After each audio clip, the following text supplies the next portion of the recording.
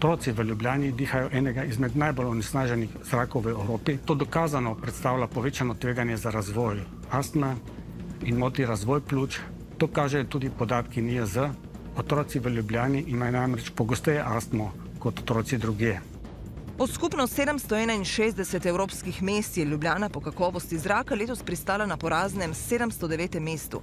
Onesnaženost zraka z ozonom, dušikovim dioksidom in predvsem PM delci, ki z vsakim vdihom prodirajo globoko v pljuča, je, pojasnjuje doktorica Metoda Dodič-Fikfak, predstojnica Inštituta za medicino dela, prometa in športa, tako nevarna, da skrajšuje življenjsko dobo in povzroča prezgodnje smrti. Povzročajo cel kup nevarnosti, ne samo za bolezni kardiovaskularnega sistema, se pravi, da vplivajo na srčno smrt, ampak so tudi karcinogeni ti delci. Se spomnim ene raziskovalke, ki nam je enkrat rekla, da je Ljubljana najbolj čista po maratonu, takrat, ko požrejo dejansko tekači vse te delce, kar je grozljivo.